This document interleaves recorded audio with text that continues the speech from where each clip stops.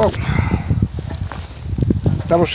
estamos aquí de novo e hoxe vamos crabuñar a gadaña, que é unha cousa bastante importante, senón decisiva, porque se unha gadaña non está ben crabuñada, pois un non vai segar merda ninguna.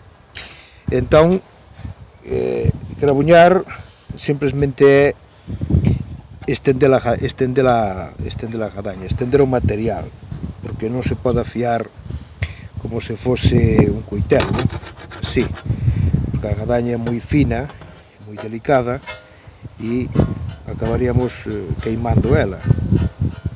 Entón o que hai que facer é estender o material a base de martelo e a ingra. Esta é a ingra, é unha peza, unha ingra que se compra nunha ferratería, e un martelo, xa ven todo xunto. Este é o martelo de crabuñar e este é a ingra. Entón, aquí o único que hai que facer é asentar ben a gadaña na ingra. Iso é importante, ten que ficar ben asentada. Se non fica ben asentada, a gadaña vai folear, vai facer foles, e aí destrajache a gadaña. E entón, hai que procurar asentala ben na ingra e ila golpeando deste xeito, a bocadiños, ben asentada na ingra, que non baterlle en falso. E aí a gadaña vai se esticando, vai se estendendo o material.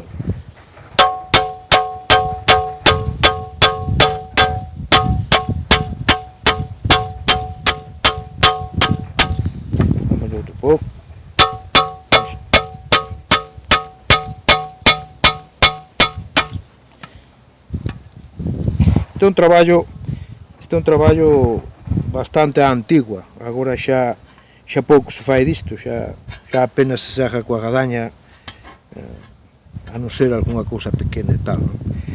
Mas no noso caso estamos segando a erva seca toda.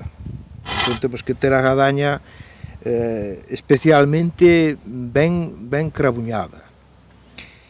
Aquí dicimos crabuñar.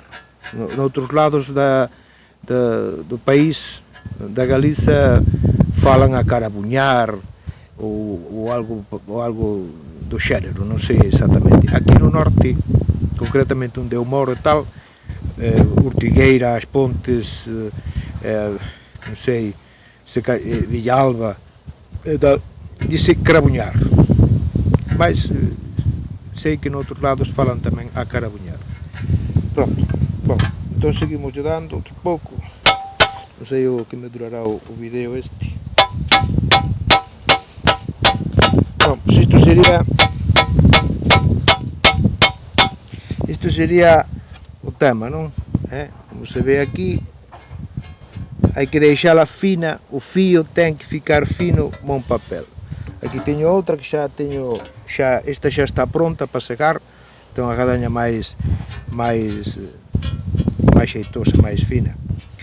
E ben veis como está completamente fina como un papel. Depois isto simplesmente cun ar de pedra e xa está para segar. Bom, pois nada máis tarde. Outro día facemos un vídeo máis longo e máis así polo miúdo, porque agora co telefone non vai dar espazo para gravar moita cousa. Pronto, chao.